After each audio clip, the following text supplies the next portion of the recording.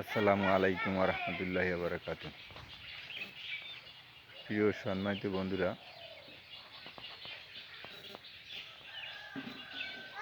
আমাদের বাড়ির উঠানে দেখেন এই কৃষি চাষ করছি, করলা গাছ রোপণ করছি। এই যে উঠানে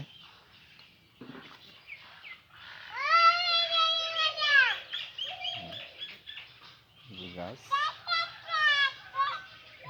এই পাশে আছে ঢেঁড়স গাছ, হলুদ গাছ, করলা গাছ।